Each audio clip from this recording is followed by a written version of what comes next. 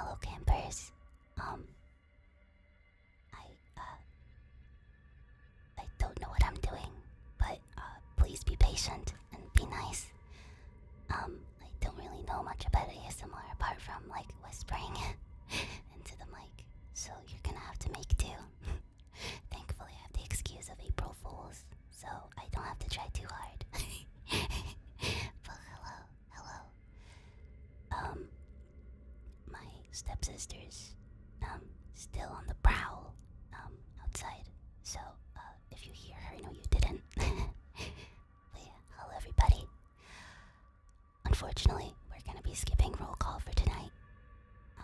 But, I hope, I hope you have fun. Either way, okay? And I appreciate everybody that's here for this absolute wreck of a stream. Okay, so fair enough. So, no, I don't hate you guys. I'm gonna cry. I'm gonna start shouting.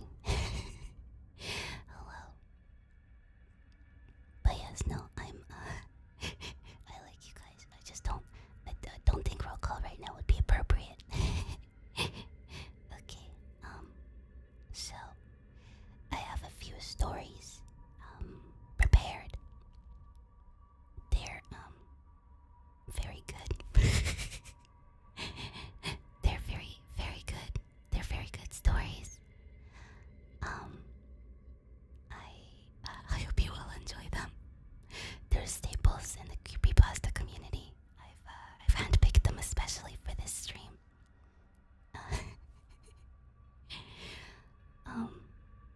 Welcome things, Josie. That's good. I mean, they're good. They're good. They're trust. Okay, alright. I'm also sorry for starting it so late. But I don't really have the capacities for this big man.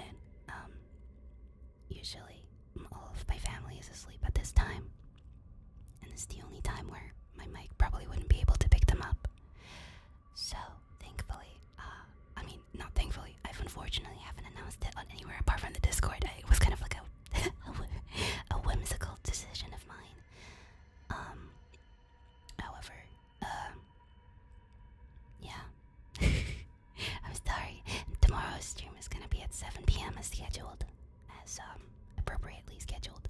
Also, if you hear my chair squeaking, it's not squeaking. It's just your head. It's just your brain. It's the BGM. All Sonic fanfic. Well, funny you say that. I was gonna read Ben Drowned. However, oh my god, I think my teeth whistle. Oh my god, okay.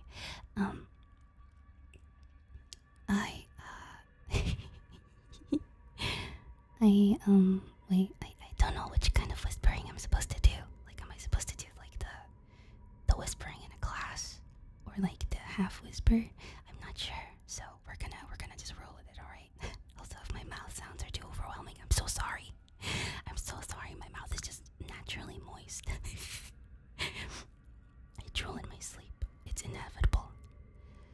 But, yeah. Apparently Ben Drowned takes an entire hour just to read. And I don't know if I'm mentally prepared for that. Half whisper is nice. Also, hello. Moist Max. I'm fucking dead. Okay, sorry. Okay. No, I need to take this seriously. I need to lock in. You need to take me seriously as a very serious ASMR streamer. This is like the pinnacle of my career. Only down from here. Okay. There's no pasta. This is false advertising. Maybe there's some pasta mentioned in one of the stories. Remember to spit from the Patooey. Okay. I do have water. Well, I have iced tea. It's adjacent. Actually, no, I have water. There's noises. Okay, never mind. I hate water bottles. They make so much noise. I should have gotten like a glass with a straw or something. But hooked. Don't spit on them. But yeah, this is a very, very serious reading. with a classic. Some of you may know this, some of you may not. It is relatively short, but it's relatively popular also. So, we're gonna begin with Who Was Phone? So you're with your honey, and you're making out. When the phone rings, you answer it, and the voice is, "What are you doing with my daughter?" You tell your girl, and she say, "My dad is dead." Then who was phone? And that concludes our first story.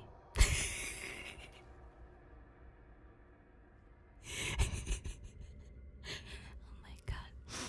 Yes. That's a 10 out of 10 story. Did you Did you enjoy that? On a scale of 1 to 10, how was that story? How would you like tell this to your parents? Would you like show this to your kids 10 years down the line? This is like generational, I think. It transcends generations. It's a timeless masterpiece. 11 minus 2. 3 scary, 5 me. Girl. It's truly the story of all time. I do have to agree. There was a woman in the store. Well, okay, I'm gonna hold your hand while I say this. Unfortunately, there was a woman on the stream. And it might be me, or it might be you. I don't know, I haven't decided that yet. But we'll get there.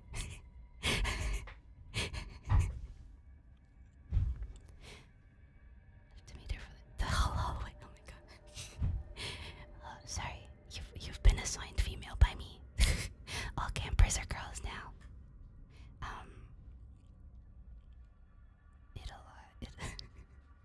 I'll rebuke it as soon as the clock hits midnight. It's way too scary. Yeah, creepypasta for all girls. You wake up one day and your penor is gone. But then, why woman? Okay, I'm sorry. Alright, but that was our first story. I want to clear my throat, but bro, I can't. Female pores for now. I mean, it's spring. It's time to give birth, campers. The real horror. The real horror was maternity all along. Okay, I have a second story for us tonight. It is called The Day of All the Blood. It is also relatively short, but also iconic. This is the story of a day where there was all this blood. A man was walking around, and blood started coming out of him everywhere. There was so much blood that it filled up an elevator. He went to the store, and there was just blood all over the place. People were slipping in it, and they were all grossed out. He tried to go swimming, and all of the sharks went nuts and bit into everybody. He got chased by all the vampires ever. One time, the blood got a kid and a dog. At the end of the day, everyone decided they would send him to space so that he would stop getting blood everywhere. The scariest part is that the man was you. Or he was a lady, if you are a lady. And you forgot that this happened.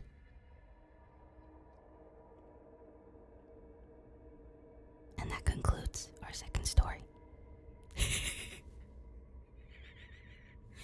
Okay, that was good, wasn't it? This one was truly, it had a plot, you know? It had a plot device, it had a conclusion, and even a twist ending. I think it was truly a truly narrative masterpiece. Do we have tons of them? Trembling even. Thank you. I am truly a skilled storyteller, but I do have to give all the credit to this wonderful, beautiful story. I apologize.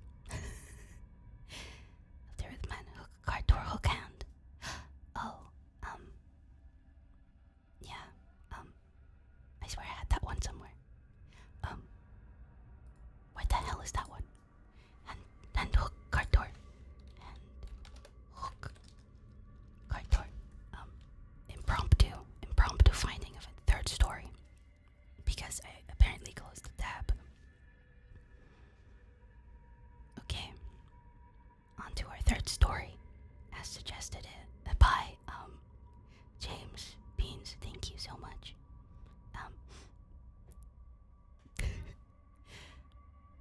Man and girl go out to drive under moonlight. They stop at a side of road.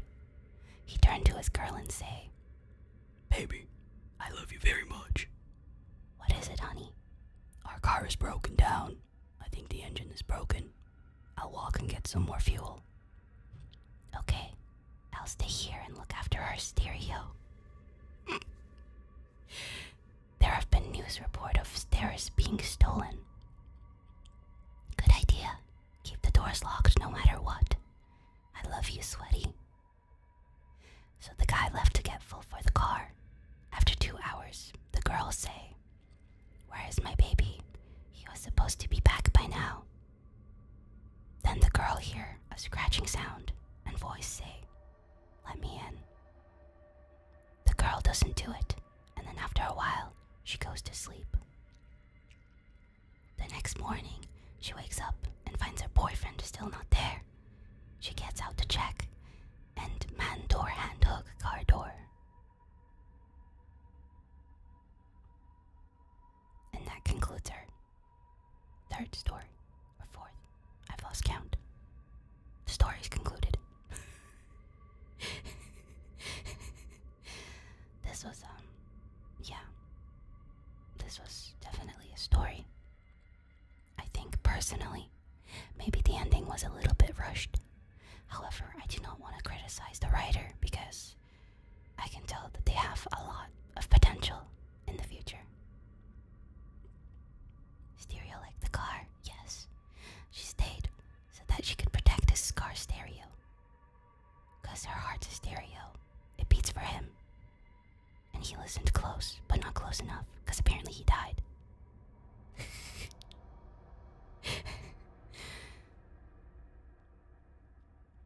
Badonka transfer code, what is that? Like the detailed lore and subtle social commentary, same. There's a lot of world building here too. I mean, boyfriend went outside, and they steal stereos. She was very wise to stay in the car. And also not to open the door. Yeah, it was definitely the story of all time. Small clap for that one. Okay. Now we have another very beautiful story called Hyper-Realistic. One hyper-realistic morning, I opened my hyper-realistic eyes, only to find that my hyper-realistic sheets had been torn off my hyper-realistic bed and strewn about my hyper-realistic room. I decided, with my hyper-realistic brain, to jump out of my hyper-realistic bed to find the cause of this, only to notice that, when my hyper-realistic feet touched the hyper-realistic carpet, it was damp. Looking down with my super hyper-realistic eyes, I saw that it was covered in hyper-realistic blood. I opened my hyper-realistic mouth to scream, but hyper-realistic blood started to pour out, and my hyper-realistic eyes became filled with hyper-realistic blood tears. Due to a massive loss of hyper-realistic blood, I died, and then a hyper-realistic skeleton popped out. And that concludes hyper-realistic.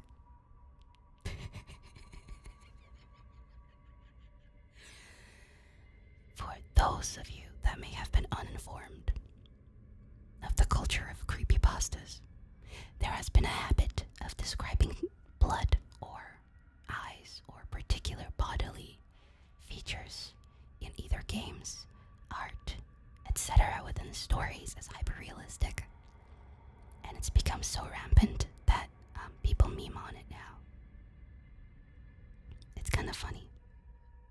Pretty hilarious. But yes, every time you hear hyper-realistic in a creepypasta now, you can go, wow, oh my god, he just said the thing. You know, he wrote the thing. So you can definitely appreciate that more now as more learned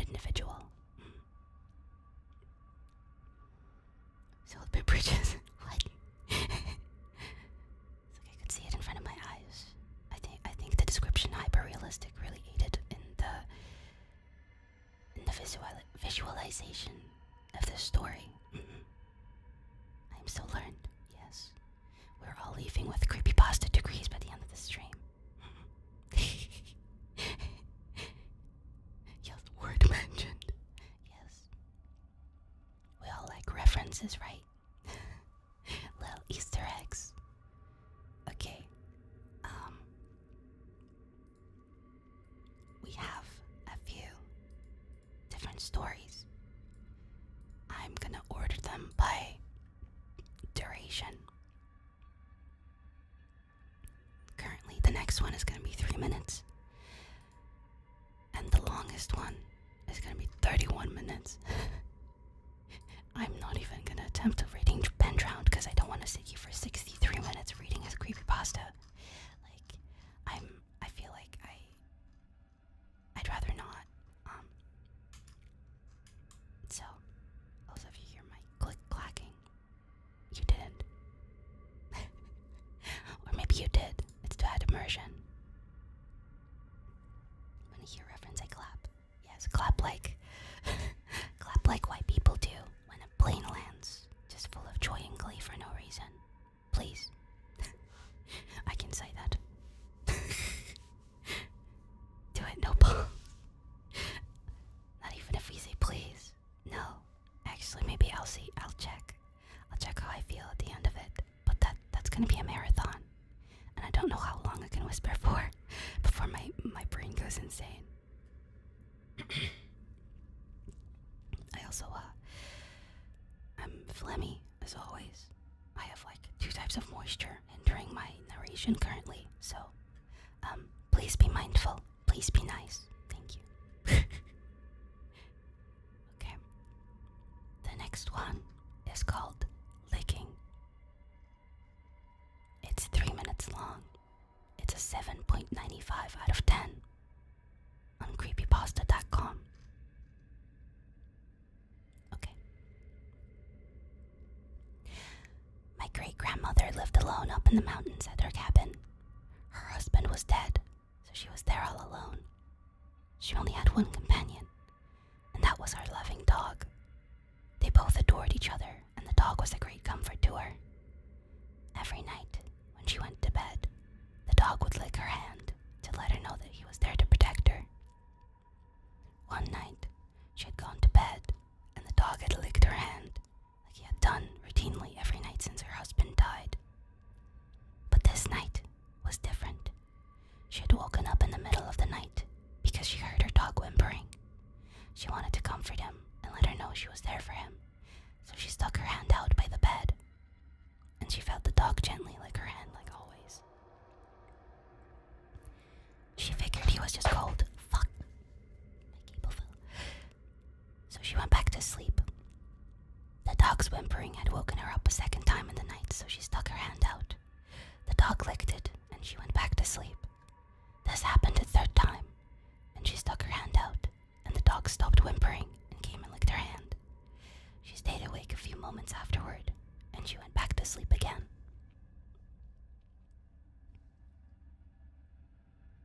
In the morning, she woke up and stuck her hand out by the bed, but nothing licked her hand. She thought that the dog had already awakened and was just in the front room.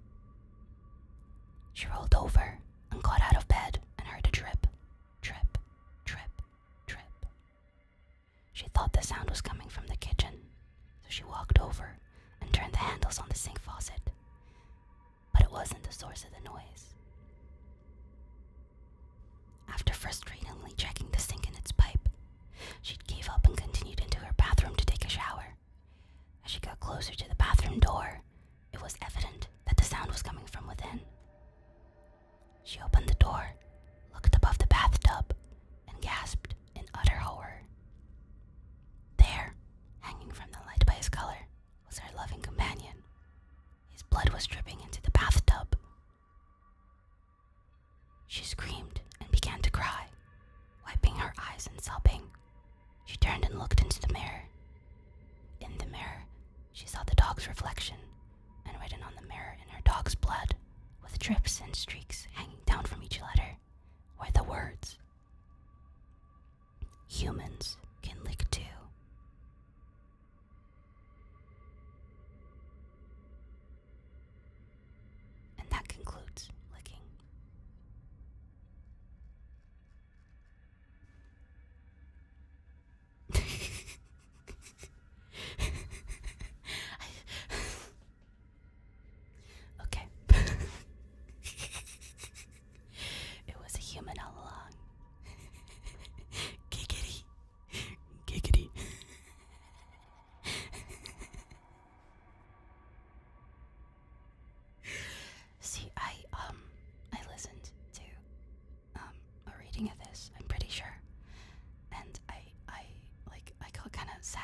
because I thought it was just a story about a woman with somebody came in and killed her dog, but I said the last line and I was like, oh, never mind. I see why we're reading this tonight.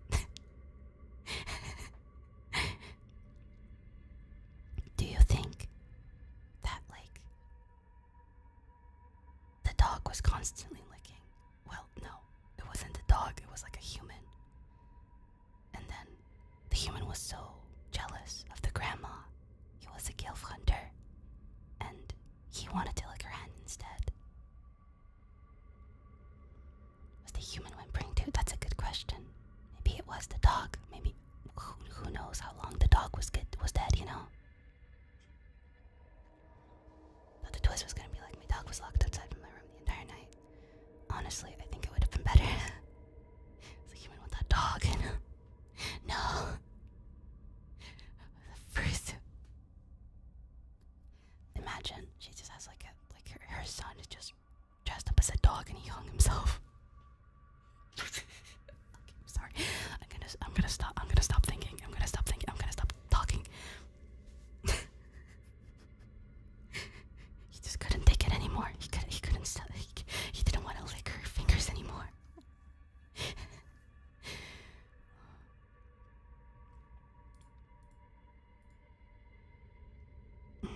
Cheeto dust on her fingies.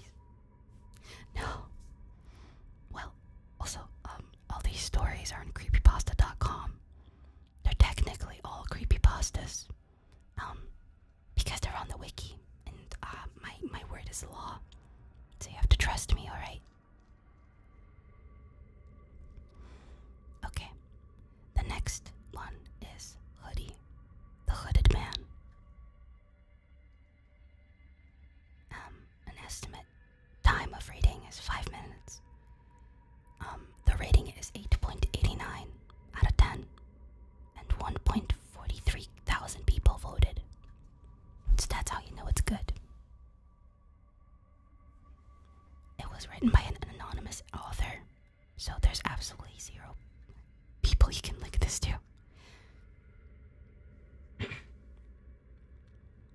They're all autobiographical. No. Internet would never lie. That is true. Okay. Next one. Have you ever been influenced by clothing? I don't mean confidence by looks. Have you ever been given more control than ever by an item or a truth or just a favorite shirt? Have you ever been influenced in the worst way by showing the truth? The following is taken directly from journal entries. Found horror, okay. The entries were written by a notorious but unknown killer. He is notorious in the means that everybody has seen his work. He is unknown because nobody knows that he has done it. His origin is unusual. No troubles, no evil family. No magic or paranormal forces. His life was chosen by him and him alone. His identity is also unknown. He will be named from here on as the Hooded Man. It's not the...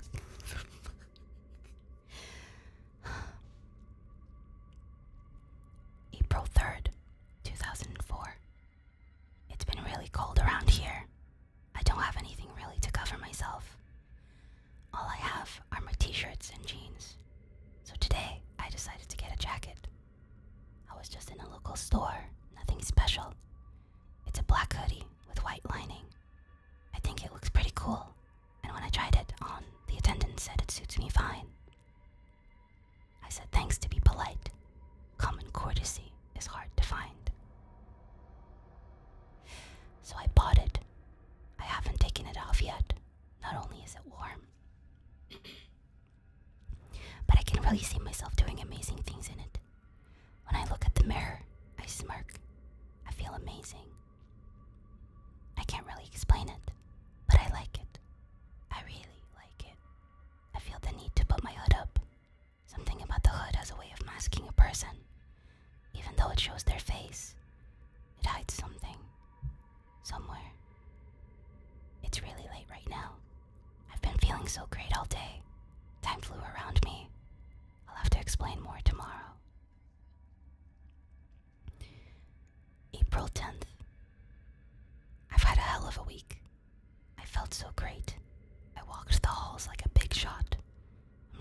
felt smug. That's why Jack challenged me. He was so angry. Who never do ignoring an insult was more insulting than responding with shrewd comments about someone's family. He antagonized me.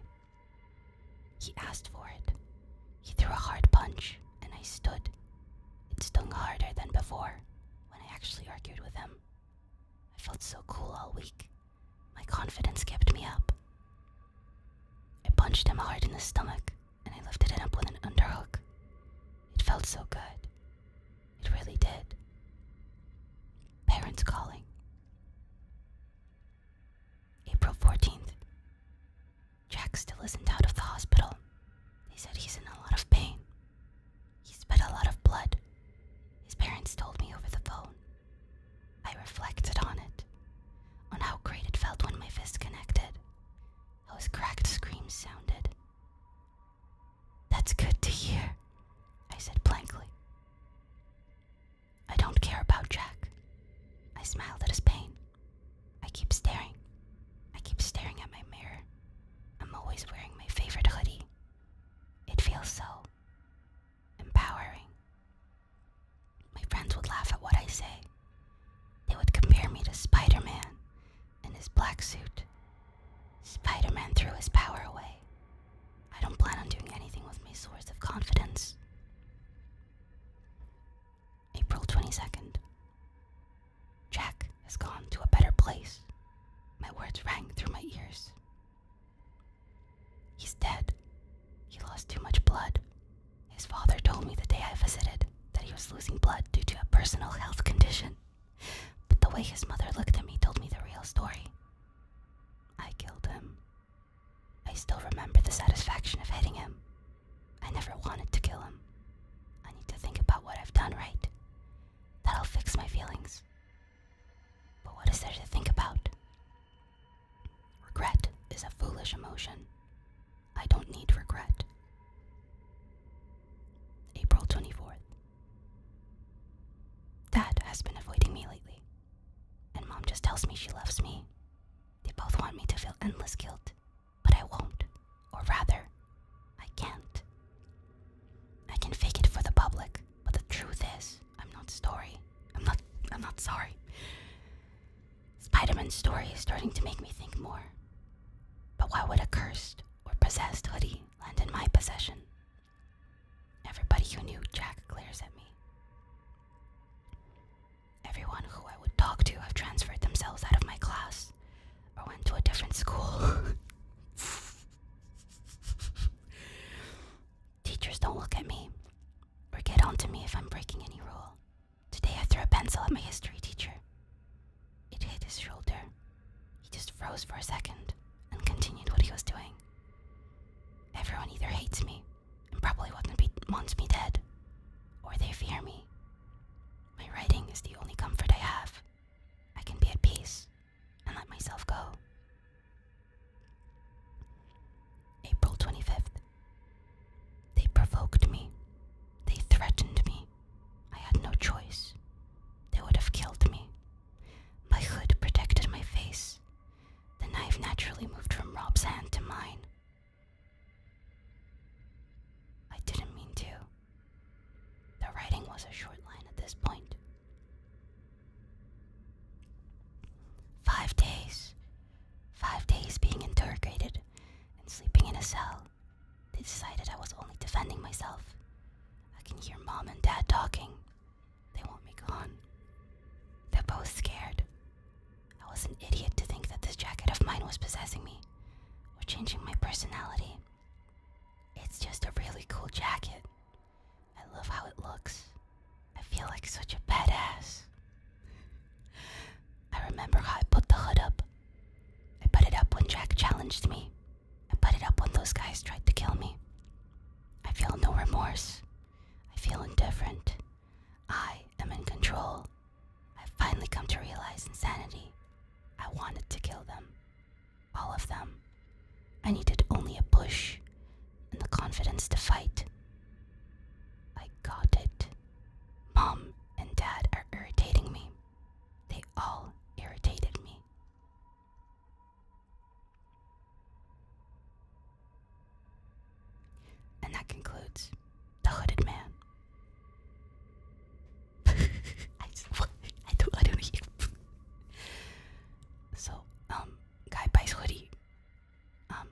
punches guy so hard he dies. Kills another guy with a knife.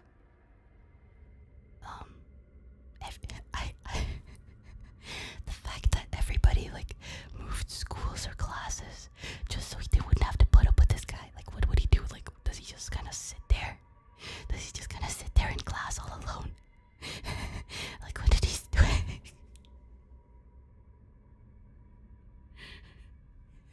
I can't do this no more, man. What does this mean? Also, he keeps being like, at the start he was like, let me go get a jacket. He buys a hoodie. Also, what? He only has t-shirts and pants. Does he not have any other clothes? Honestly, I'd be irritated at the mom and dad too if I only had like a t-shirt and pants. And then at the end he says, oh, my jacket. But it's not a jacket, it's a hoodie. The inconsistencies are insane. Your Honor, the hoodie made me feel cool. Yeah, he just kept repeating, oh my god, I feel so cool. Wow. I wanted to kill them. I really wanted to kill them. You know, I just think it's definitely like, I'm 14 and I think this is cool kind of writing, but if you enjoyed that, I guess I'm okay with having you here, but please make better decisions in your lifetime in the future. Thank you. I feel just like Spider-Man. Except Spider-Man threw away his superpowers. I don't know. Does Spider-Man ever throw away his superpowers? I haven't kept up with Marvel at all, but so deep I'm drowning. Don't let me drown. Okay. Next one is Laughing Jack. This one takes 11 minutes to read. Oh, it plucked out my audio interface. Oh, I cannot hear anything. Okay, I can hear myself again. Okay.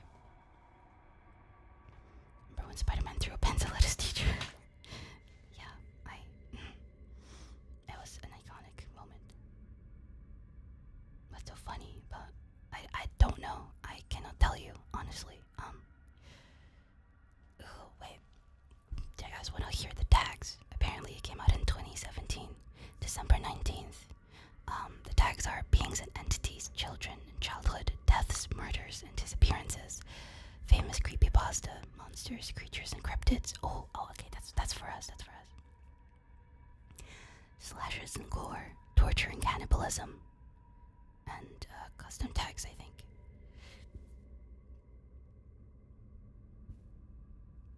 Sorry, I'm burping. Children, creatures, deaths, entities, kids, Laughing Jack creepypasta, Laughing Jack creepypasta story, Laughing Jack origin story, Laughing Jack original story, Laughing Jack story, monsters, murders, snuff bomb, torture. Yes.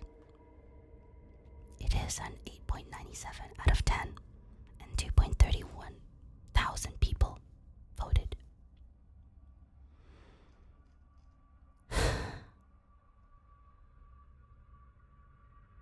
This will definitely be the story of all time.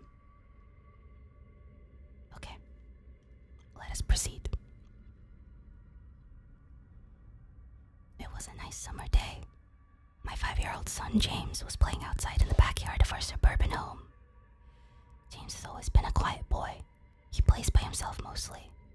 He never had many friends, but he has always had a wild imagination. I was in the kitchen feeding our dog Fido, when I heard what sounded like James talking to someone in the backyard. I'm not sure who it was. He could be talking to. Could he have finally made a friend? Being a single mom, it's hard for me to always keep an eye on him, so I decided to go outside and check on him. When I went into the backyard, I was a bit confused, because James was the only person back there. Was he talking to himself? I could have sworn I heard another voice. James, it's time to come inside, I called inside and sat down at the kitchen table. It was lunchtime, so I decided to make him a turkey sandwich. "James, who are you talking to out there?" I asked. James looked up for a moment. "I was playing with my new friend," he said, smiling.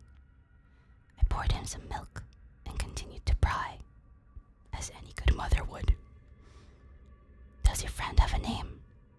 Why didn't you ask him to have lunch with us?" I asked. James stared at me for a moment before replying. "His name is Laughing Jack." I was a bit taken aback by what he said. "Oh, that's a strange name. What does your friend look like?" I asked, a bit confused. "He's a clown. He has long hair and a big swirly cone nose. He's got long arms and baggy pants with stripy socks, and he always smiles." I realized my son was talking about an imaginary friend. I suppose it is normal for kids his age to have imaginary friends, especially when he has no real kids to play with. It's probably just a phase. The rest of the day went by as per usual, and it was starting to get late, so I put James to bed. I tucked him in, gave him a kiss, and made sure to turn on his nightlight before I closed the door.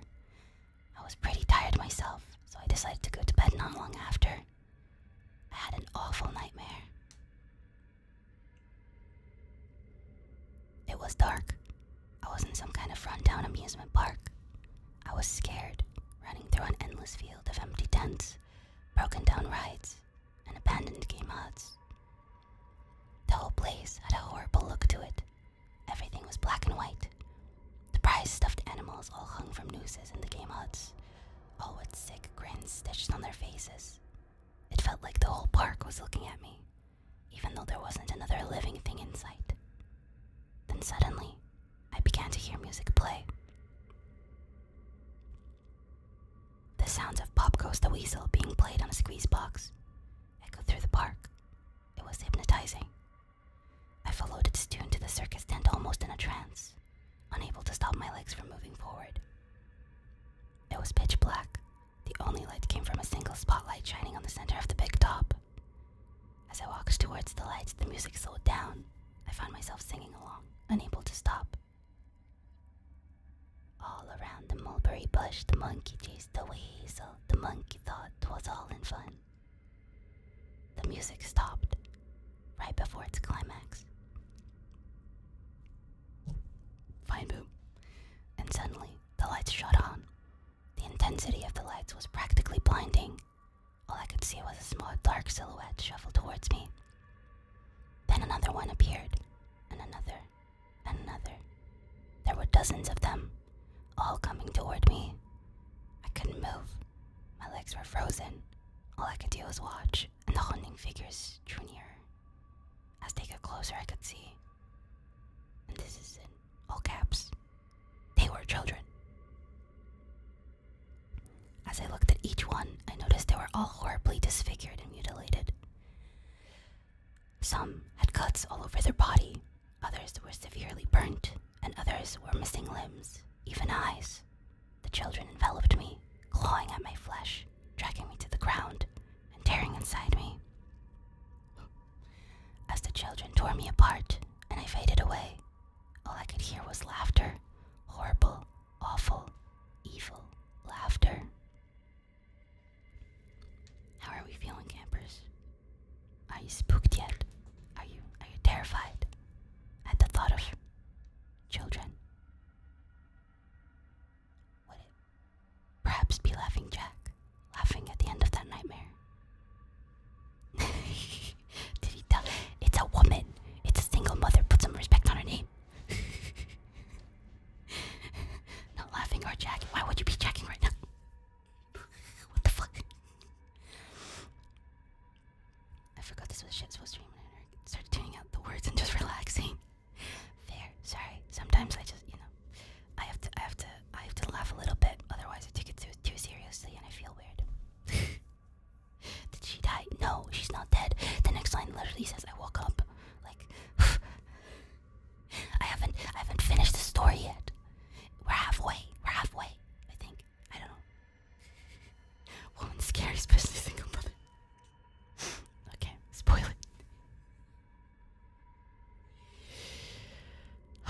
guys are gonna be my 13th reason.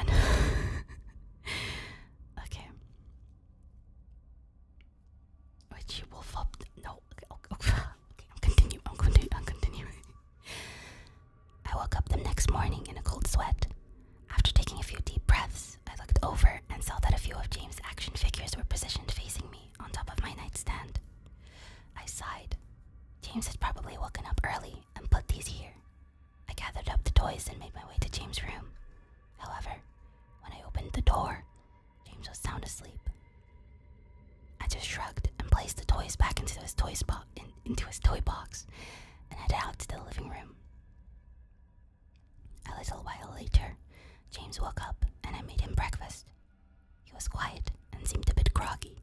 Perhaps he didn't sleep well either. I decided to ask him about the toys. James, honey, did you put the toys in Mommy's room this morning? His eyes shot up at me for a moment, then quickly glanced back down at his cereal. Laughing Jack did it. I rolled my eyes and responded, well, you tell Laughing Jack to keep the toys in your room. James nodded and finished up his breakfast, then decided to go play out in the backyard. Yes. Oh my god.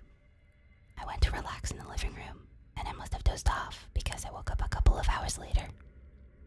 Shit. I need to check on James. I was a bit worried. It had been over 2 hours, and I haven't checked on him. I once stepped out into the backyard, but James wasn't there anymore. I was getting nervous, so I called out to him. James, where are you? Just then, I heard a giggle. Come from the front yard. I rushed through the gate around to the front of the house.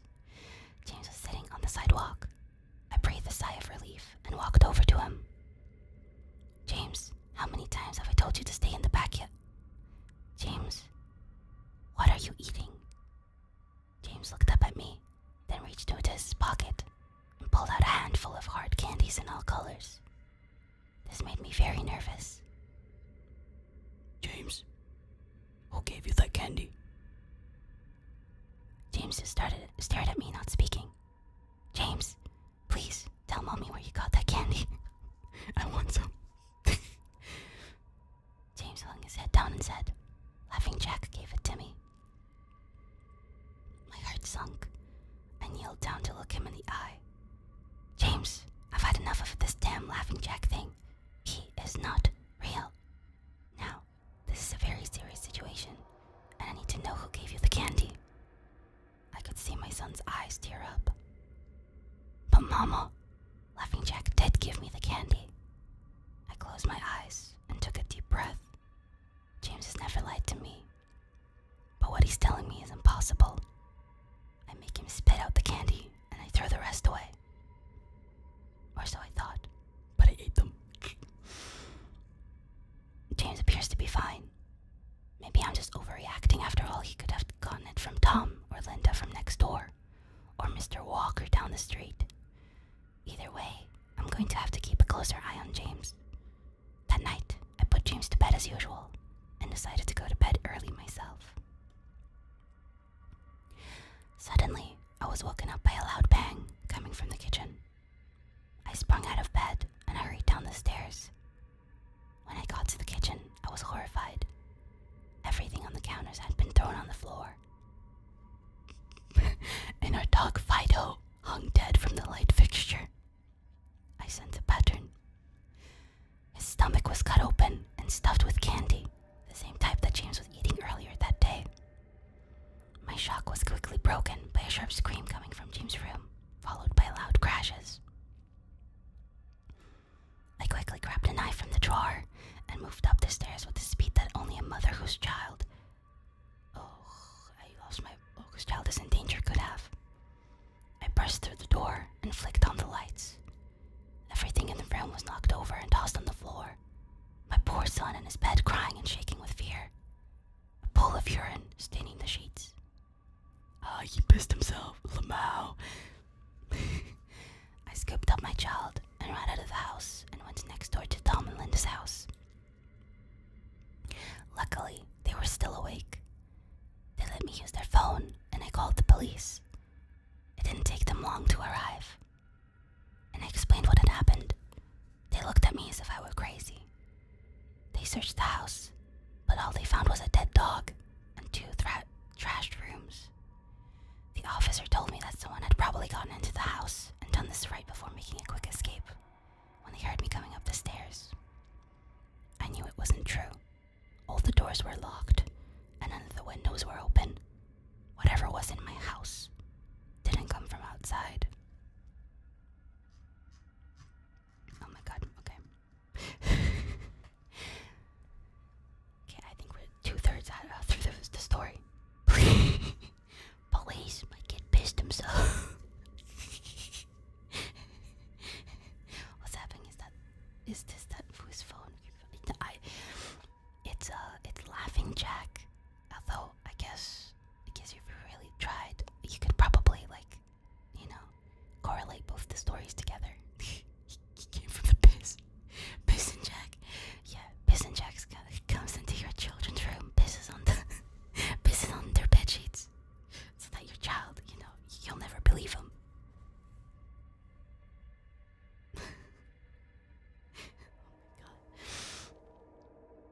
This is just like my Japanese anime. I'm done. I'm gone. No. Piss goblins. No, it's a piss hob. They come into your house. They piss on your bed sheets, and you have to leave them like a piece of candy. Otherwise, they turn into a bogart. Oh my god. The dog. Oh my god. Okay. Alright. We're gonna continue. The next day, James stayed inside. I didn't want him to leave my sight.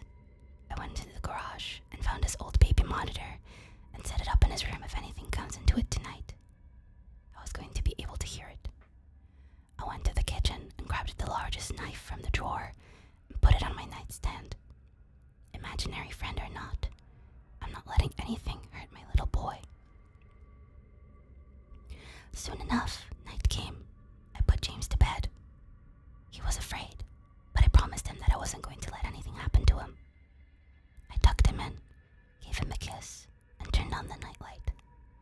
Before closing the door, I whispered to him, "Good night, James. I love you." I tried to stay up as long as I could, but after a few hours, I felt myself drifting off. My baby would be safe for the night, and I needed to sleep. Just as I laid my head on the pillow, I heard a soft noise come from the baby monitor I had put on my nightstand. At first, it sounded like interference, like the kind of radio would make. Then it turned into a soft moan. Okay. Laughing Jack is a child predator. Was James asleep? Then I heard it, the laugh from my nightmare, that horrible laugh. I sprung up from the bed and grabbed the knife from under my pillow. I rushed over to James's room and creaked the door open. I tried the light switch, but it wouldn't come on. I took a step in, and I could feel the warm, thick liquid on my feet. Suddenly, James' nightlight came on, and I could see the absolute horror laid out in front of me. Okay, campers. What's the horror? Theories. I'm not reading ahead. What are we thinking? My chair. I'm sorry. I apologize. Diary. He shit all over the floor and she stepped in it. Okay, I agree. The creature feature. The creature from the feature. Thick piss. Hyper-realistic blood. Okay, we can take that. More piss, okay. Maybe it's coagulated piss. Maybe it really fermented. Maybe he had a piss drawer and he just spilled it all over his floor so that his mom wouldn't come in, Figured out the dog wet the bed, then faked his own death. What is he, fucking Brian? That's some fucking Family Guy skit. Okay. The candy was good. Alright. Let's move forward. James's body was nailed up on the wall.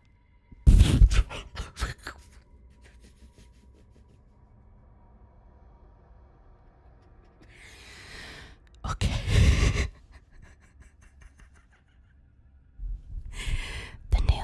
looking through his hands and feet. His chest was cut wide open, and his organs hung down to the floor.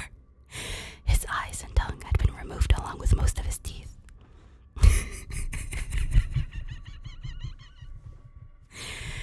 I was disgusted. I could hardly believe that was my baby boy. Then I heard it again, the soft, desperate moan. James was still alive. My baby, my poor baby, in so much pain, barely clinging to life. I ran across the room and vomited on the floor, but my sickness was interrupted by a horrible cackle coming from behind me. Priorities much. Excuse me, but I'm vomiting over here. Can we have some quiet? I spun around while still wiping bile from my mouth. Then out of the shadows emerged the fiend responsible for all this horror. Laughing Jack. His ghost white skin and matted black hair hung down to his shoulders. He had piercing white eyes surrounded by black rings. His twisted smile revealed a row of sharp jagged teeth, and his skin didn't look like skin at all. It almost looked like rubber or plastic. He wore a patchy black and white clown outfit with striped sleeves and socks. His body itself was grotesque, his long arms hanging down past his waist, and the way he was poised made him look like almost boneless, like a rag doll. He let out a sickening laugh, as if to let me know he was pleased with my reaction to his work. He then turned around slowly in front of James and began to laugh even more at the horrific sight he had laid out. That was enough to shake me from my terror. I snapped, "Get away from him, you bastard!" I rushed at the monster, raising the knife above my head, and stepped down at him. But as soon as the knife touched him, he disappeared in a cloud of black smoke. The knife passed right through and pierced James' still beating heart, splashing the warm blood on my face. No. What have I done? My baby. I killed my baby. I immediately fell to my knees, and I could hear sirens in the distance growing louder. My boy, my sweet baby boy. I promised Mommy would protect you, but I failed. I'm sorry, James. I'm so sorry. Police soon arrived to find me in front of my son, still wielding the knife covered in my baby's blood. The trial was short. Insanity. I was placed in a Polo's house for criminally insane, where I have been for the past 2 months. It's not so bad here. The only reason I'm awake now is because someone is playing Pop Goes the Weasel outside my window. I'll talk to the orderlies about it in the morning. And that was Laughing Jack.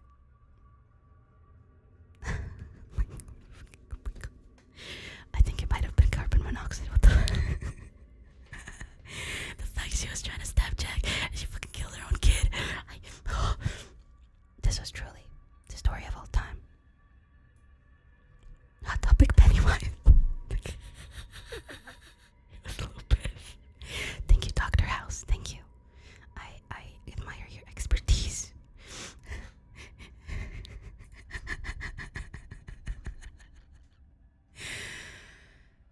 Okay.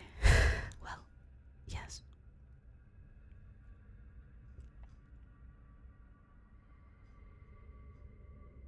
Oh, wait.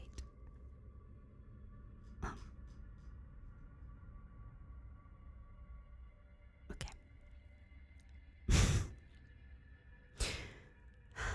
That was truly a story of all time as well. I swear to God, these just keep getting either worse or better. I don't know.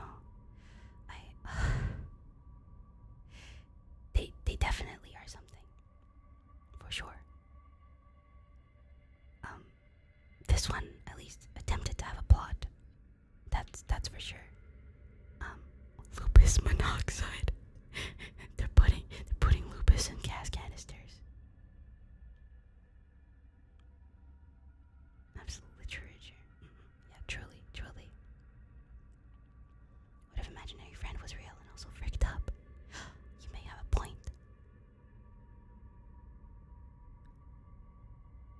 Although, what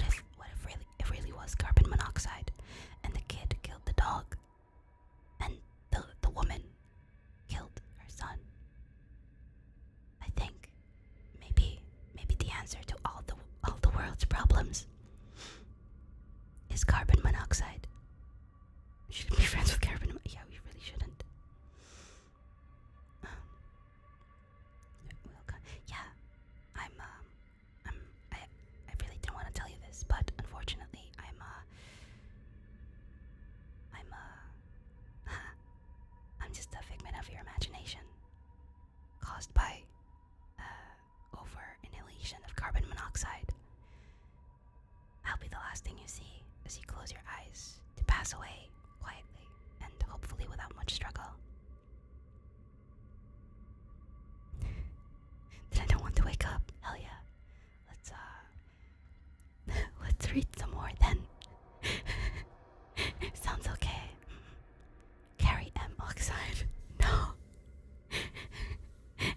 Take it. Okay, I appreciate your eagerness to continue this story time. Thank you, Monoxide. Everybody say thank you, Monoxide. He's the one that's the sponsor of today's stream. Carbon monoxide.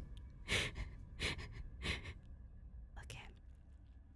CO Duper, that's me.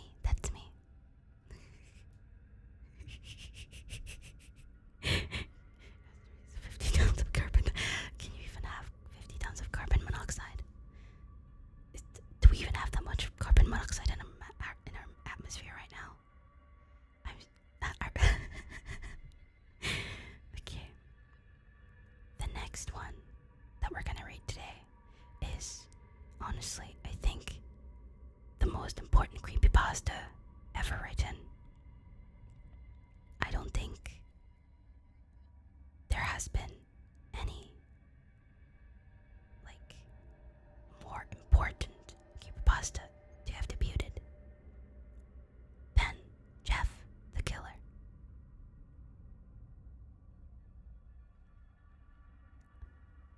There is, apparently a few versions of the story. I think we're gonna read the first original one. However, I do think, oh my god, this is so long. That's what she said. Holy shit. Oh my god, what the I just keep scrolling. How long does it take to read this? 23 minutes. Okay. Okay, 23 minutes. Damn. Okay.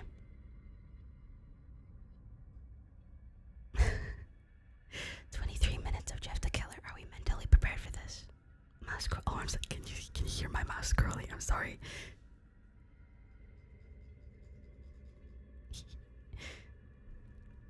Pikachu Hot Topic Kid Horror. That is definitely true. I remember when he was all over the internet. I don't know if I'm dating myself, but it definitely was a thing. There was also that I think it was a Korean webcomic thing, and it was animated, and there was a woman that was walking down the street, and they fucking animated it so it looked like she was turning around, and it cracks. I don't know if anybody remembers that, but I remember when PewDiePie reacted to it, and it was definitely a thing of all time. Tongo. That's not the name. That can't be the name. What? Is it really the Dong Ghost? Dong Ghost. Yes! Oh my god, it is. Oh my fucking god, yeah. I remember being absolutely terrified. I had to look away, close my eyes, and scroll so that I wouldn't be absolutely terrified by the jump scare. We should read it one of these nights. I think it'd be fun. Was it just a one shot? Or I'm yawning, sorry. But was it just a one off? Or are there multiple versions of this? I'm curious. Maybe there's more. Or maybe there isn't. But I guess we'll keep going. I guess we'll play. We'll read Jeff the Killer. Excerpt. I whistled with my excerpt from a local newspaper. Ominous unknown killer is still at large. After weeks of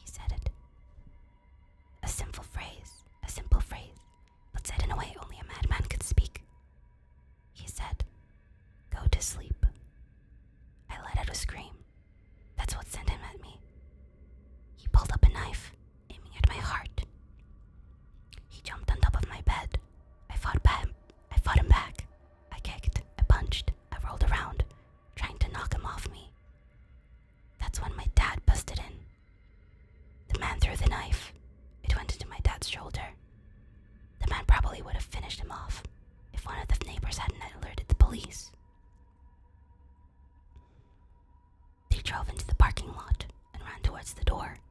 The man turned and ran down the hallway. I heard a smash, like a glass breaking. As I came out of my room, I saw the window that was pointing towards the back of my house was broken. I looked out to see him vanish into the distance. I can tell you one thing. I will never forget that face. Those cold, evil eyes and that psychotic smile. They will never leave my head. Police are still on the look for this man. If you see anyone that fits the description in the story, please contact your local police department. Okay, I think the story starts after this little excerpt. I like that it's like a I like that they said that this is like a police report excerpt from a local newspaper, and it's written in first person. It's definitely something for sure.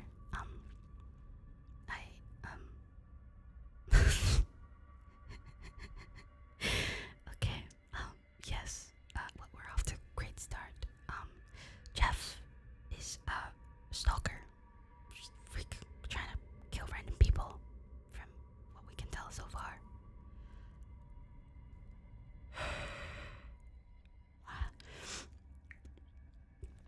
Okay, let's continue. Jeff and his family had just moved into a new neighborhood. His dad had gotten a promotion at work, and they thought it would be best to live in one of those fancy neighborhoods. Jeff and his brother couldn't complain though, and knew better house. What was not to love? As they were getting unpacked, one of their neighbors came by. "Hello," she said. "I'm Barbara. I live across the street from you. Well, I just wanted to introduce myself and to introduce my son."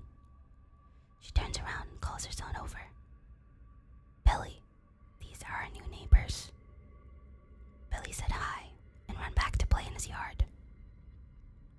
"Well," said Jeff's mom, "I'm Margaret, and this is my husband, Peter."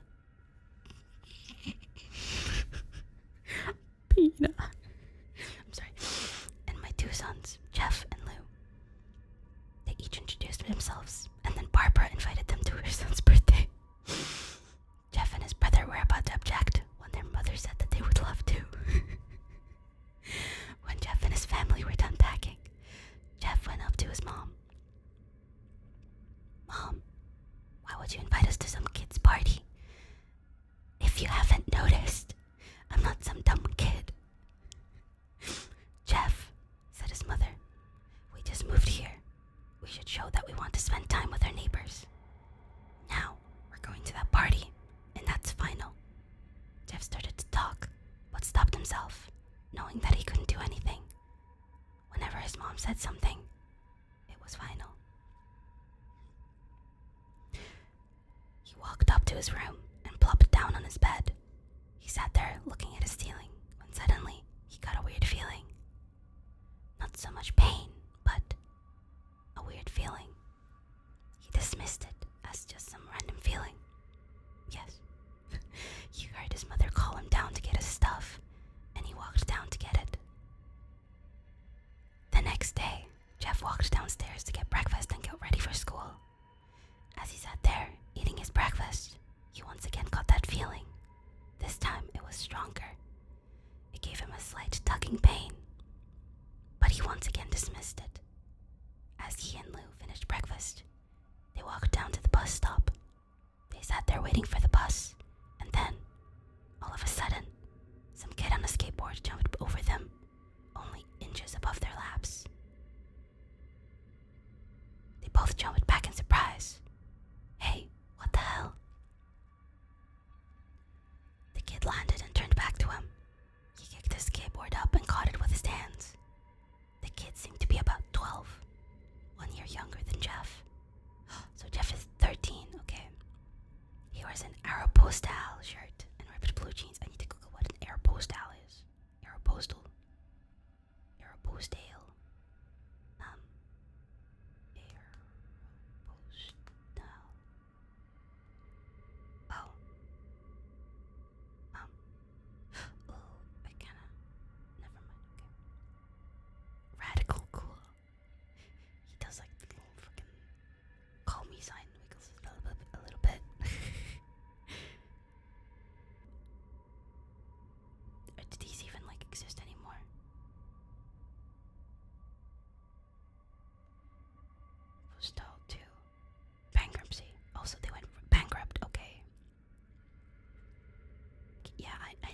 I'm looking at it right now.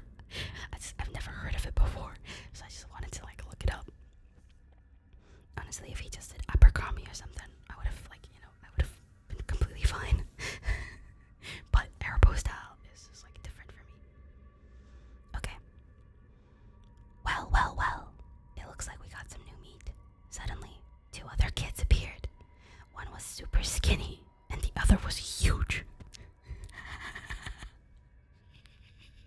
Okay. Well, since you're new here.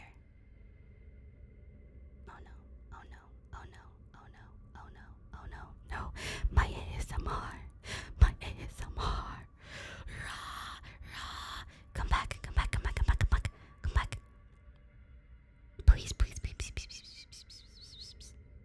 Come back, internet. I beg you, please. Oh my god. What are you doing? What are you doing right now? What is wrong with you?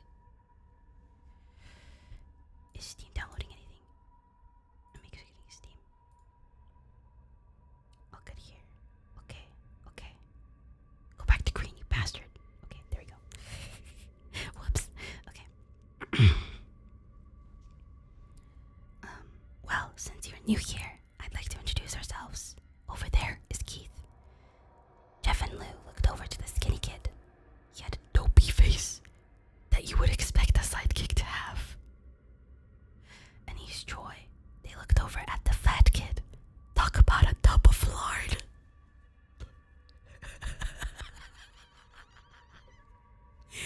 This kid looked like he hadn't exercised since he was crawling. This other is so mean. What the fuck? Okay.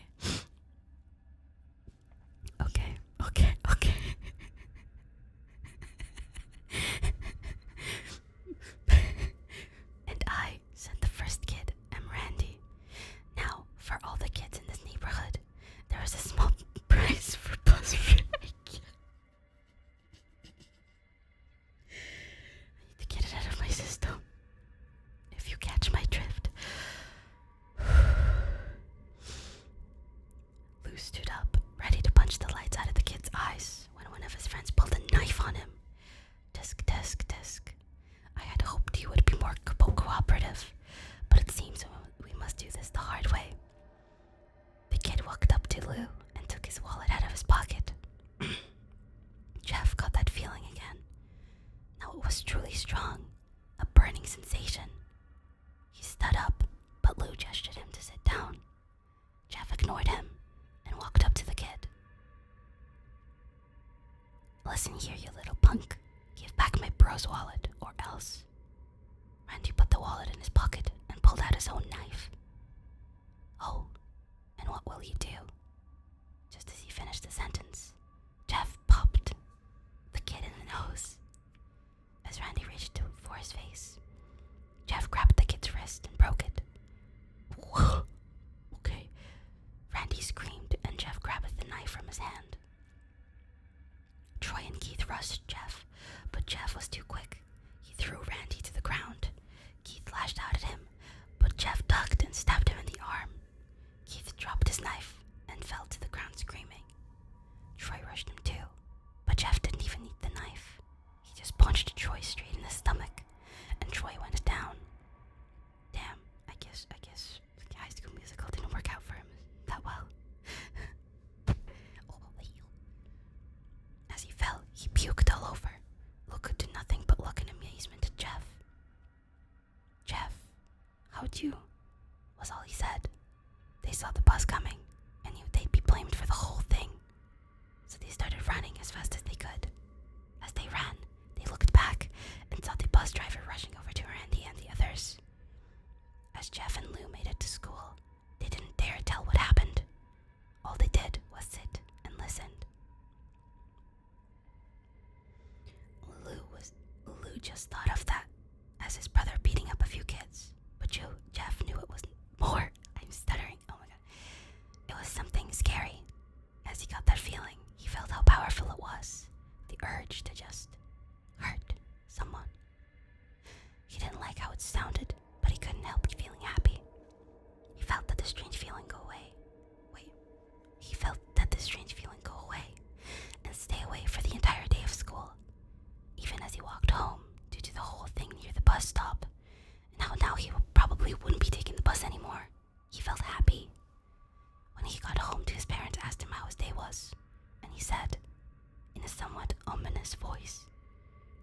was a wonderful day. Next morning, he heard a knock at his front door. He walked down to find 2 police officers at his door, his mother looking back at him with an angry look. There's still so much to go.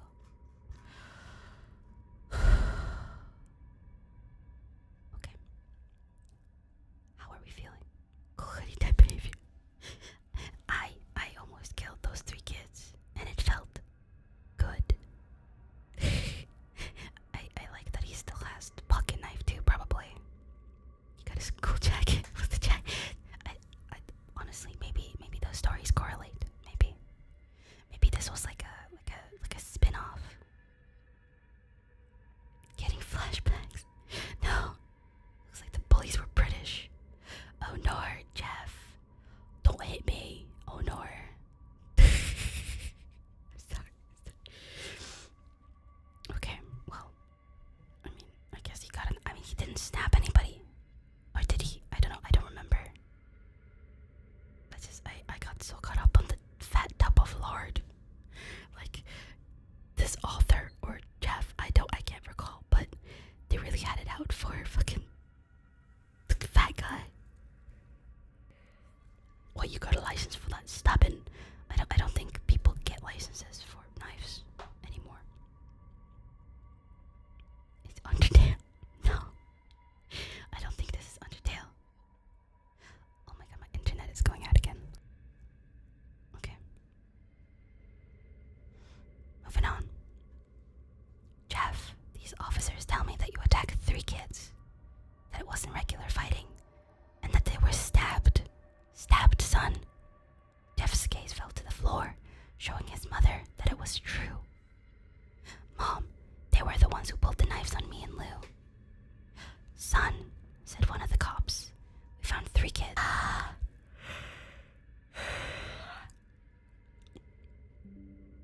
Okay. I've yawned. My chair has creaked. We should be back. My nose is so itchy. Oh, okay.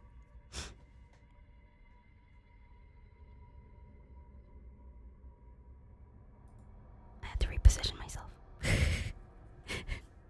Because my chair is so creaky so bad. Like, every time I move it like a little bit, it just starts going, you know. It's so bad. It's so bad. And I don't want to pick it up because it's going to absolutely peak.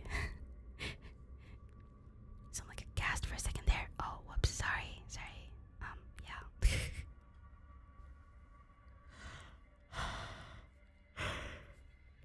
Yeah. Okay. Wait.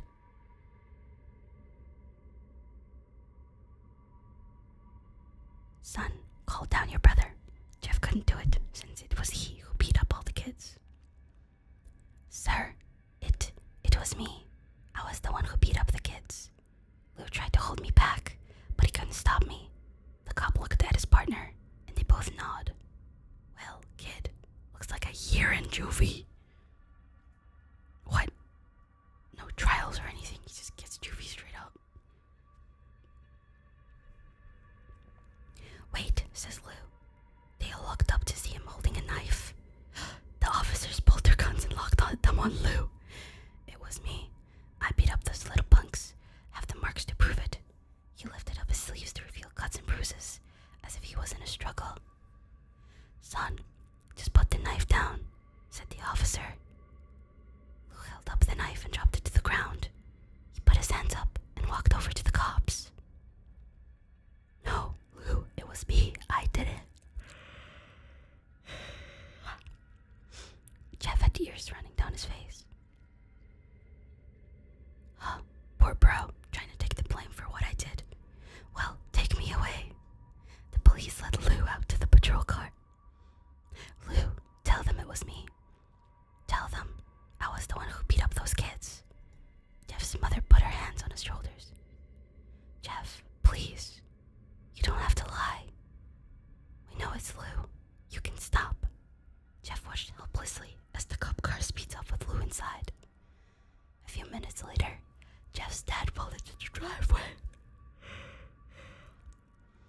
seeing Jeff's face and knowing something was wrong. Son, what is it? Jeff couldn't answer. His vocal cords were strained from crying. Instead, Jeff's mother walked his father inside to break the bad news to him as Jeff wept in the driveway. After an hour or so, Jeff walked back in the house, seeing that his parents were both shocked, sad, and disappointed. He couldn't look at them. He couldn't see how they thought of Lou when it was his fault. He just went to sleep, trying to get the whole thing off his mind. I'm sorry to keep yawning. Okay. 2 days went by with no word from Lou at JTC. Okay. No friends to hang out with. Nothing but sadness and guilt. That is, until Saturday, when Jeff is woken up by his mother with a happy, sunshiny face. Jeff, it's the day, she said as she opened up the curtains and let light flood into his room. Wait, what's today? Asked Jeff as he stirs awake. Why, it's Billy's party. Are you fucking... Wow, I know your brother just... I know your brother just like stabbed 2 kids and beat the shit out of one, and he got sent to juvie. But like, we should go to the party. Jesus Christ. I think it'd definitely be a good idea. Mom, you're joking, right? You didn't expect me to go to some kid's party after. There was a long pause. Jeff, we both know what happened. I think this party could be the thing that brightens up the past days. Now, get dressed. Jeff's mother walked out of the room and downstairs to get ready herself. He fought himself to get up. He picked out a random shirt and pair of jeans and walked downstairs. He saw his mother and father all dressed up, his mother in a dress and his father in a suit. He thought, why would they ever wear such fancy clothes to a kid's party? Son, is that all you're going to wear? Said Jeff's mom. Better than wearing too much, he said. His mother pushed down the feeling to yell at him and hid it with a smile. Now, Jeff, we may be overdressed, but this is how you go if you want to make an impression. Well, I mean, one of your sons has already made a pretty big impression. I'm surprised that you're still invited. Said his father. Jeff grunted and went back up to his room. I don't have any fancy clothes, he yelled downstairs. Just pick out something, called his mother. He looked around in his closet for what he could call fancy. He found a pair of black dress pants he had for special occasions, and an undershirt. He couldn't find a shirt to go with it, though. He looked around and found only striped and patterned shirts. None which go with dress pants. Finally, he found a white hoodie and put it on. It's the jacket. It's the jacket. Oh my god. Showing up at 12-year-old's party in a suit. True, I mean, they're definitely going to be making an impression. They already have a negative one, and then showing up in an entirely fancy get-up. Like, what are they dressed for? A funeral? A wedding? Like, what? It's just a 12-year-old kid's birthday party. Like, your neighbors. You don't need to overdress like this. But I digress. You're wearing that, they both said. His mother looked at her watch. Oh, no time to change. Let's just go, she said as she herded Jeff and his father out the door. They crossed the street over to Barbara and Billy's house. They knocked on the door, and at it appeared that Barbara, just like his parents, way overdressed. Maybe they weren't overdressed. Maybe that's just the theme now. Okay, Jeff is a bit different. And they walked inside. As they walked inside, all Jeff could see were adults, no kids. The kids are out in the yard. Jeff, how about you go and meet some of them? Said Barbara. Jeff walked outside to a yard full of kids. They were running around in weird cowboy costumes and shooting each other with plastic guns. He might as well be standing in a Toys R Us. Suddenly, a kid came Yay. Wanna play? He said. Ah, no kid, I'm way too old for this stuff. The kid looked at him with that weird puppy dog face. Please, said the kid. Fine, said Jeff. He put on the hat and started to pretend shoot at the kids. At first, he thought it was totally ridiculous, but then he started to actually have fun. It might not have been super cool, but it was the first time he had done something that took his mind off of flu. So he played with the kids for a while until he heard a noise. Sorry, my ear's itching right now. Oh my god.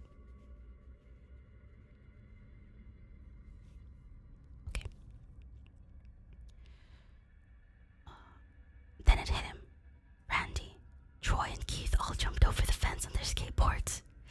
Jeff dropped the fake gun and ripped off the hat. Randy looked at Jeff with a burning hatred. Hello, Jeff, is it? He said. We have some unfinished business. Jeff saw his bruised nose. I think we're even. I beat the crap out of you, and you got my brother sent to JDC. Randy got an angry look in his eyes. Oh no, I don't go for even. I go for winning. Damn, what a cool guy. You may have kicked our asses that one day, but not today. As he said that, Randy rushed at Jeff. They both fell to the ground. Randy punched Jeff in the nose, and Jeff grabbed him by the ears and headbutted Jim. Jeff pushed Randy off of him, and both rose to their feet. Kids were screaming, and parents were running out of the house. Troy and Keith both pulled guns out of their pockets. That's how you know this is happening in America. Because kids can somehow get their hands on guns. No one interrupts or guts will fly, they said. Randy pulled a knife on Jeff and stabbed it into his white. A knife? You have a gun? Jeff screamed and fell to his knees. Randy started kicking him in the face. After 3 kicks, Jeff grabs his foot and twists it, causing Randy to fall to the ground. Jeff stood up and walked towards the back door. Troy grabbed him. America! Fuck yeah! Here to save the motherfucking day, yeah! Truly an America moment. Freedom, buy one get one free. A deal in Walmart for guns for kids under the age of 18. Hell yeah. We appreciate that. Keeping kids strapped, before their due time. Okay. Jeff screamed and fell to his knees. Randy started kicking him in the face. After 3 kicks, Jeff grabs his foot and twists it, causing Randy to fall to the ground. Jeff stood up and walked towards the back door. Troy grabbed him. Need some help? He picks Jeff up by the back of the collar and throws him through the patio door. Damn. As Jeff tries to stand, he is kicked down to the ground.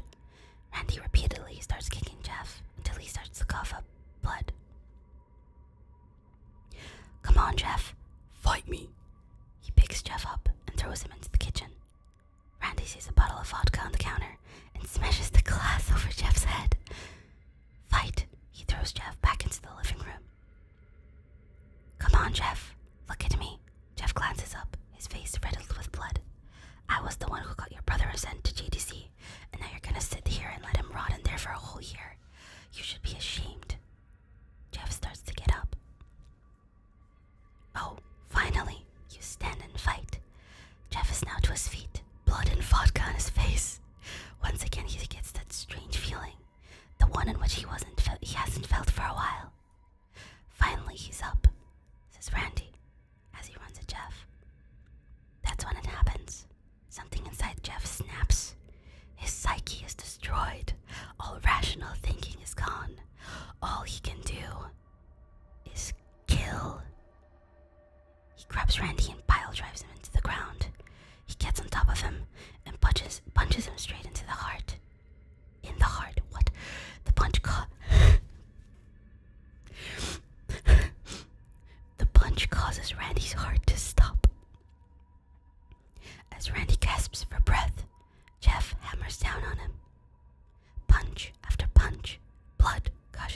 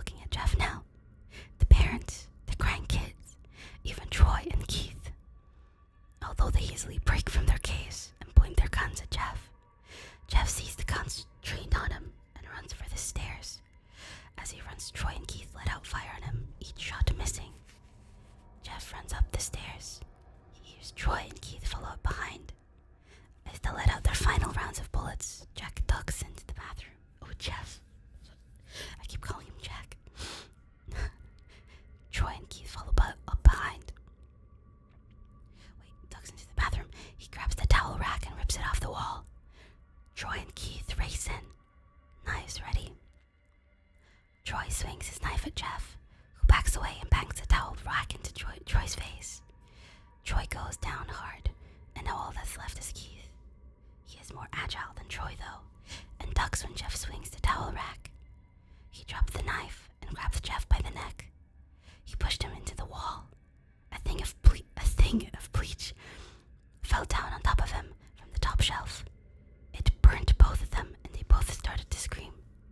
Jeff wiped his eyes as best as he could. Ooh, he got bleach in his eyes, damn. He pulled back the towel rack and swung it straight into Keith's head. As he lay there, bleeding to death, he let out an ominous smile. "What's so funny?" asked Jeff. Keith pulled out a lighter and switched it on. "What's funny," he said, "is that you're covered in bleach and alcohol." Jeff's eyes widened as Keith threw the lighter at him. As soon as the flame made contact with him, the flames ignited the alcohol in the vodka. While the alcohol burned him, the bleach bleached his skin. Jeff let out a terrible screech as he caught on fire. He tried to roll out the fire, but it was no use. The alcohol had made him a walking inferno. He ran down the hall and fell down the stairs. Everybody started screaming as they saw Jeff. No, a man on fire. You mean, boy, he's 13. Dropped to the ground, nearly dead. The last thing Jeff saw was his mother and the other parents trying to extinguish the I still love the fact that none of the parents, no adult has stepped in whatsoever. Like, nobody has, like, walked up to these kids, taken, like, any sort of, like, brave, like, approach to try to save, like, everybody at the party. But anyway, that's when he passed out. When Jeff woke, he had a cast wrapped around his face. He couldn't see anything, but he felt the cast on his shoulder and stitches all over his body. He tried to stand up, and when he tried to get up, it fell out, and a nurse rushed in. "I don't think you can get out of bed just yet," she said, as she put him back on his bed and reinserted the tube. What? Jeff sat there with no vision, no idea of what his surroundings were. Finally, after hours, he heard his mother. "Honey, are you okay?" she asked. Oh my god, there's still so much. Jeff couldn't answer, though. His face was covered, and he was unable to speak. "Oh, honey, I have great news. After all the witnesses told the police that Randy confessed to trying to attack you, they decided to let Lou go." This made Jeff almost bolt up, stopping halfway, remembering the tube coming out of his arm. "He'll be out by tomorrow, and then you two will be able to be together again."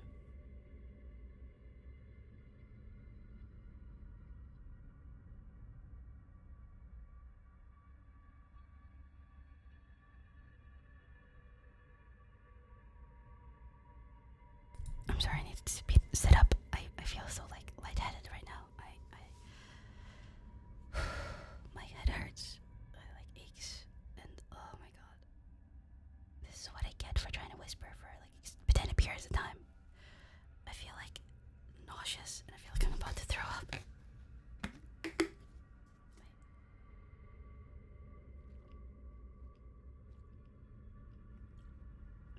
Okay. Gotta get through this. I got some Nesty. And I've locked in.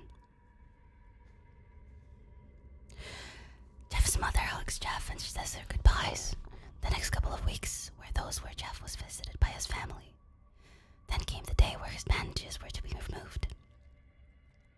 His family members were all there to see it, what he would look like. As the doctors unwrapped the bandages from Jeff's face, everyone was on the edge of their seats. They waited until the last bandage holding the cover over his face was almost removed. "Let's hope for the best," said the doctor. He quickly pulls the cloth, letting the rest fall from Jeff's face. Jeff's mother screams at the sight of his face. Lou and Jeff stare awestruck at his face. What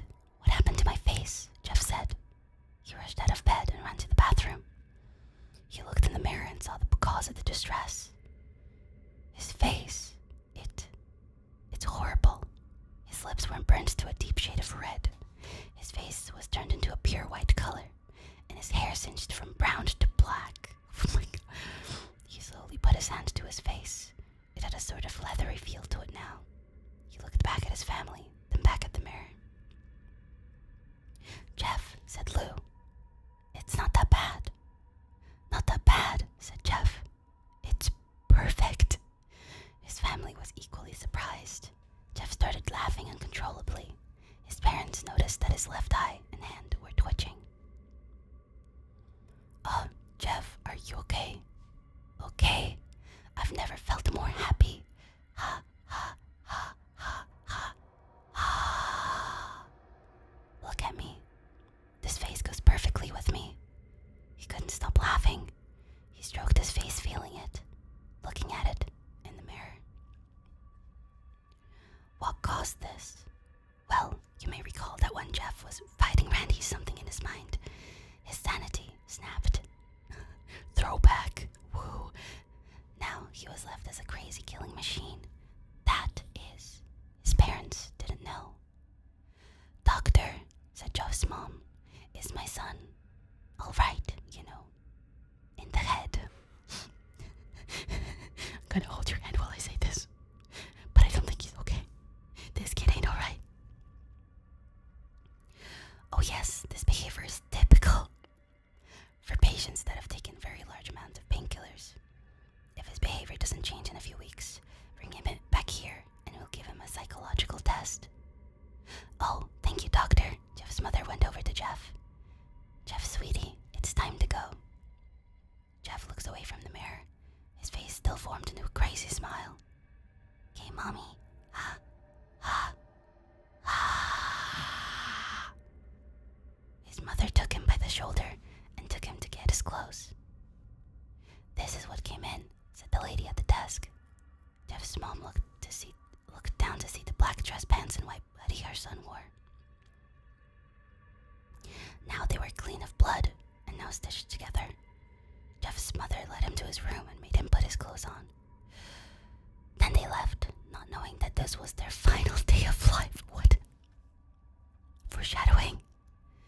Later that night, Jeff's mother woke to a sound coming from the bathroom. It sounded as if someone was crying. She slowly walked over to see what it was. When she looked into the bathroom, she saw a horrendous sight. Jeff had taken a knife and carved a smile into his cheeks. He's gonna have such an accurate Joker cosplay now. "Jeff, what are you doing?" asked his mother. Jeff looked over to his mother. "I couldn't keep smiling, Mommy. It hurt after a while. Now I can smile forever." Jeff's mother noticed his eyes, ringed in black. "Jeff, your eyes." His eyes were seemingly never closing. "I couldn't see my face. I got tired and my eyes started to close. I burned out the eyelids so I could forever see myself, my new face." Jeff's mother slowly started to back away, seeing that her son was going insane. "What's wrong, Mommy? Aren't I beautiful?" "Yes, son," she said. "Yes, you are.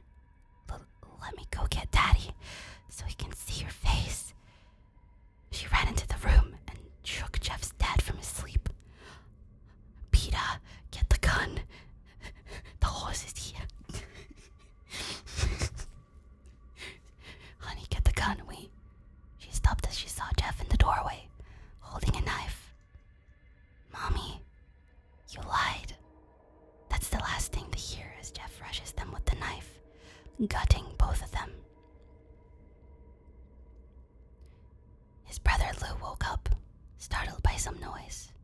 He didn't hear anything else, so he just shut his eyes and tried to go back to sleep. As he was on the border of slumber, he got the strangest feeling that someone was watching him. He looked up before Jeff's hand covered his mouth. He slowly raised the knife, ready to plunge it into Lou. Lou thrashed here and there, trying to escape Jeff's grip. "Shh," Jeff said. "Just go to sleep." And that is Jeff the Killer. Our last story for tonight.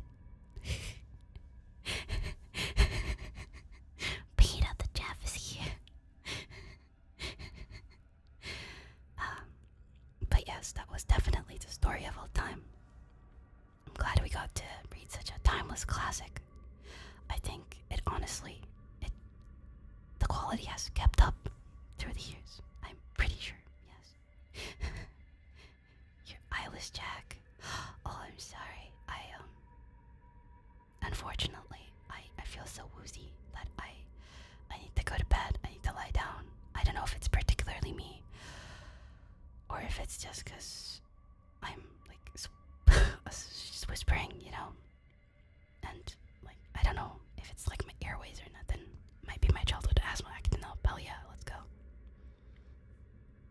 But, yes, that concludes our, April Fool's, creepypasta reading ASMR.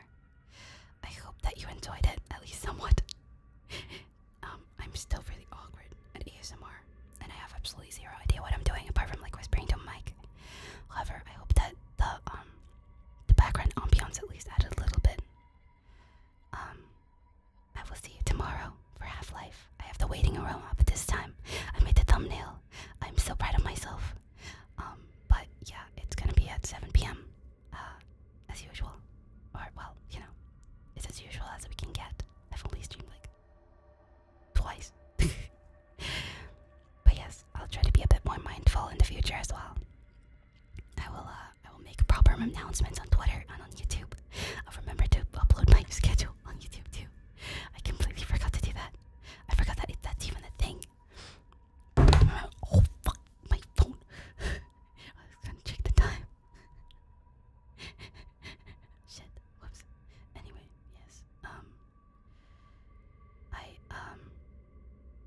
I'll see you tomorrow. I need to remember to download Half-Life. Although I don't think it's that large, so I don't think it's gonna take that long. As well as I hope my internet's gonna hold